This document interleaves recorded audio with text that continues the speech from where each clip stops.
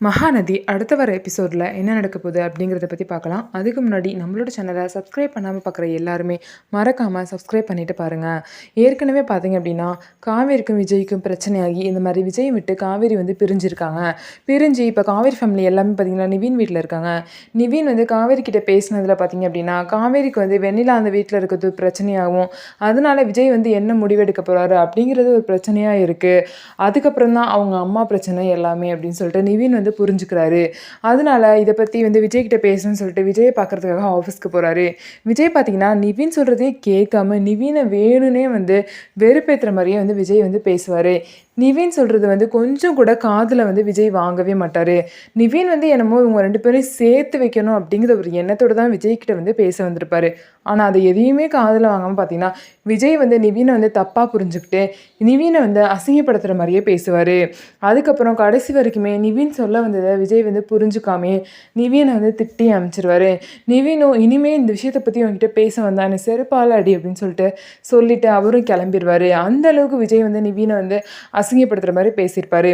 அதுக்கப்புறம் பார்த்திங்க அப்படின்னா காவேரி வந்து அவங்க அப்பா ஃபோட்டோ வச்சுட்டு அழுதுகிட்டு இருப்பாங்க.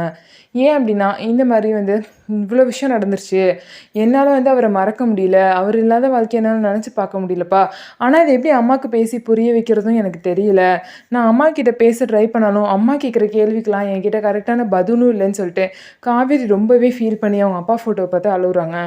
அதுக்கப்புறம் பார்த்தீங்க அப்படின்னா காவேரி வந்து அவங்க அப்பா ஃபோட்டோ பார்த்துட்டு அவங்களே இப்படி நான் இருந்தால் உங்களுக்கு பிடிக்காதுலப்பா, நான் வந்து காவேரி அப்படின்னா தைரியம்னு சொல்லுவீங்க, நான் தைரியமாக தான் உங்களுக்கு பிடிக்கும், அப்படி இருக்கப்போ நான் இந்த மாதிரி இருக்கவே கூடாது, நான் தைரியமாக இருக்கேன், இனிமேல் உங்களுக்கு பிடிச்ச மாதிரி நான் இருக்கேன்ப்பா அப்படின்னு சொல்லிட்டு பழைய காவேரியாக பார்த்தீங்கன்னா காவேரி வந்து மாறுறாங்க.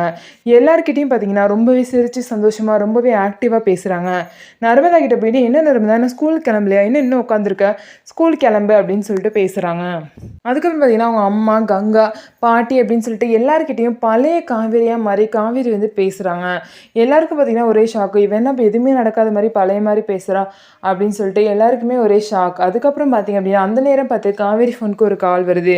காவேரியோட ஃப்ரெண்டு தான் கால் பண்ணி இந்த மாதிரி என் கசின் வந்து ஆஃபீஸில் ஒர்க் பண்ணுறாங்க, அங்கே வந்து ரிசப்ஷனிஸ்ட் ஒர்க்காக இன்டர்வியூ போகுது, நீ போறியா அப்படின்னு சொல்லிட்டு காவேரி வந்து கேட்குறாங்க. சரிடி கண்டிப்பாக நான் போகிறேன் அப்படின்னு சொல்லிட்டு காவேரியும் சொல்கிறாங்க. வீட்டில் எல்லாரும் பார்த்தீங்கன்னா கங்காலேருந்து எல்லாரும் எதுக்காக இப்போ நீ வேலைக்கு போகிற இந்த மாதிரி கேட்குறாங்க.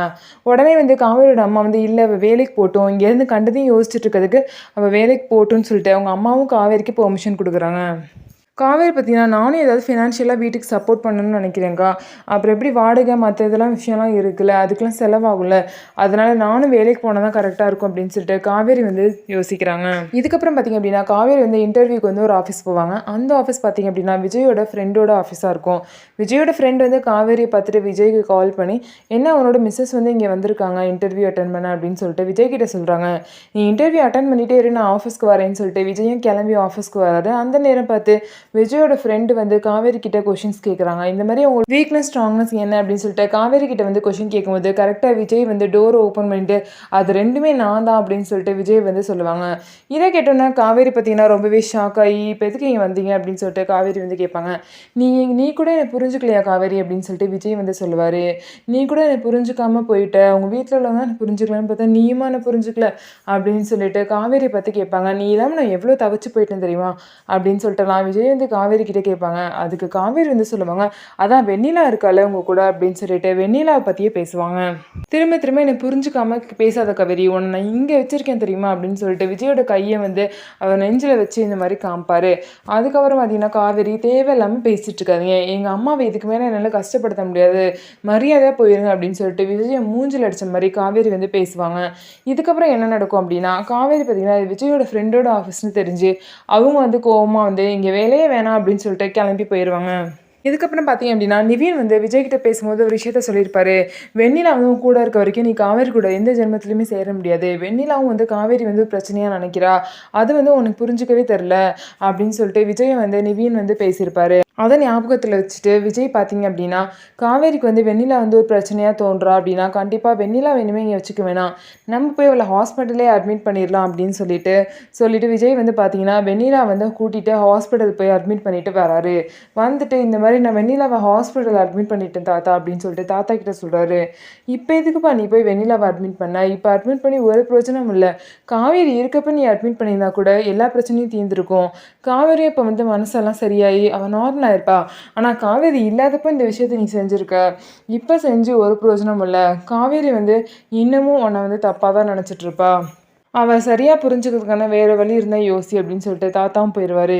அதே மாதிரி பார்த்திங்க அப்படின்னா காவேரிக்கு வந்து மெசேஜ் பண்ணி இந்த மாதிரி வந்து வெண்ணிலா வந்து நான் ஹாஸ்பிட்டல் அட்மிட் பண்ணிட்டேன் காவேரி, இனிமேல் எந்த பிரச்சனையும் இல்லை, இனிமேல் நான் உங்கள் வீட்டில் வந்து தாராளமாக வந்து பேசலாம் அப்படின்னு சொல்லிட்டு மெசேஜ் பண்ணுறாங்க. அந்த மெசேஜை காவேரியும் பார்க்குறாங்க, ஆனால் ஒரு ரிப்ளையும் பண்ணல. அதுக்கப்புறம் காவேரியை வந்து பார்க்கணுன்னு தோணுது அப்படின்னு சொல்லிட்டு விஜய் வந்து நிவின் வீட்டுக்கு போகிறாரு. வீட்டுக்குள்ளே போகாமல் நைட் டைம் பார்த்தீங்கன்னா நிவின் வீட்டு வாசலுக்கு வெளியவே அங்கே நின்றுட்டு பார்த்துட்ருக்காரு. காவேரி எப்படியாவது வெளியே வரணும், இல்லை காவேரி மாடிக்கு வரணும், இந்த மாதிரி வேண்டிக்கிட்டே விஜய் வந்து பார்த்துக்கிட்டே நிற்கிறாரு. பார்த்தீங்க அப்படின்னா காவேரி யதார்த்தமாக மாடிக்கு வராங்க. காவேரி பார்த்தீங்கன்னா மாடிக்கு வரதை பார்த்துட்டு விஜய்க்கு ரொம்பவே சந்தோஷமாச்சு. காவேரி வந்துட்டா அப்படின்னு சொல்லிட்டு காவேரிக்கு வந்து திரும்ப மெசேஜ் பண்ணுறாங்க. கீழே பாரு காவேரி, நான் கீழே தான் இருக்கேன் அப்படின்னு சொல்லிட்டு காவேரிக்கு மெசேஜ் பண்ணுறாங்க. காவேரியும் அந்த மெசேஜை பார்த்துட்டு கீழே பார்க்குறாங்க. கீழே வந்து விஜய் நிற்கிறாரு. காவேரிக்கு ஒரே ஷாக் ஆயிடுச்சு. எதுக்கு தேவையில்லாமல் நீங்கள் வந்தீங்க, கிளம்புங்க அப்படின்னு சொல்லிட்டு மாடியிலேருந்து விஜய் கிட்டே சொல்கிறாங்க. அதுக்கு விஜய் வந்து நான் ஒன்றை பார்க்குறதுக்காக தான் வந்தேன் காவேரி, எனக்காக கொஞ்சம் கீழே வர முடியுமா அப்படின்னு சொல்லிட்டு விஜய் வந்து கேட்குறாங்க. தேவையில்லாத பிரச்சனை பண்ணாதீங்க, யாராவது பார்த்தா பெரிய பிரச்சனையாகும், தயவுசெய்து இங்கே வந்து கிளம்புங்க அப்படின்னு சொல்லிட்டு காவேரி வந்து சொல்கிறாங்க. நீ வா காவேரி, நான் ஒரு முக்கியமான விஷயத்தை பற்றி சொல்லணும் அப்படின்னு சொல்லிட்டு விஜய் வந்து சொல்கிறாங்க. என்னாலலாம் வர முடியாது அப்படின்னு சொல்லிட்டு காவேரி சொல்கிறாங்க. சரி நீ வரவேணா காவேரி, அட்லீஸ்ட் என் காலையாவது அட்டன் பண்ண, நான் அவங்ககிட்ட பேசணும் அப்படின்னு சொல்கிறாங்க. அதெல்லாம் என்னால் முடியாது, எங்கள் வீட்டில் தெரிஞ்சால் பெரிய பிரச்சனை ஆயிடும், தயவுசெய்து இங்கேருந்து கிளம்புங்க, ஏற்கனவே தான் உங்களை வராதிங்கன்னு சொல்லிட்டு இல்லை உங்களுக்கு புரியாதா அப்படின்னு சொல்லிட்டு காவேரி வந்து விஜய் கேட்குறாங்க. என்னால் அவ்வளோ ஈஸியாலாம் உன்னை விட்டுட்டு போயிட முடியாது காவேரி அப்படின்னு சொல்லிட்டு விஜய் வந்து சொல்கிறாரு. ஒரு நிமிஷம் நான் சொல்கிறது கேளு, என் காலை மட்டும் அட்டன் பண்ணு அப்படின்னு சொல்கிறாங்க. இல்லைன்னா நான் மேலே ஏறி வரேன் அப்படின்னு சொல்லிட்டு விஜய் சொல்லவும், ஐயோ அதெல்லாம் பண்ணாதீங்க அப்படின்னு சொல்லிட்டு காவேரி பார்த்தீங்கன்னா விஜய் காலை அட்டன் பண்ணுறாங்க. அட்டன் பண்ணி விஜய் கிட்டே பேசுகிறாங்க.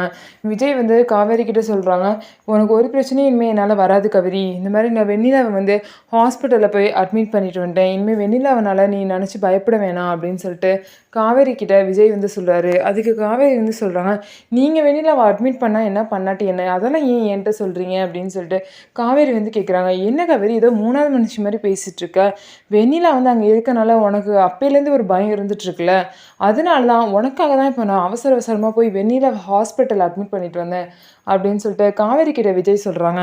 உடனே காவேரி விஜயை பார்த்து, நீங்கள் வெண்ணிலா ஹாஸ்பிட்டலில் அட்மிட் பண்ணால் மட்டும் வெண்ணிலா போய் பார்க்காம இருப்பீங்களா, இல்லை வெண்ணிலாவுக்கு ஃபுல்லாக குணமானதும் வெண்ணிலா நீங்கள் தான் வேணும்னு அடம் பிடிக்கும் போது அப்போ நீங்கள் என்ன முடிவெடுப்பீங்க, அதை நான் தெரிஞ்சுக்கணும் விஜய், அப்போ தான் வந்து என்னால் எதை பற்றியுமே யோசிக்க முடியும்னு சொல்லிட்டு காவேரி வந்து விஜய் கிட்ட சொல்லுவாங்க. காவேரி பேசுகிறதுக்கு எது விஜய் பார்த்தீங்கன்னா ரொம்பவே ஷாக் ஆயிடுவார்.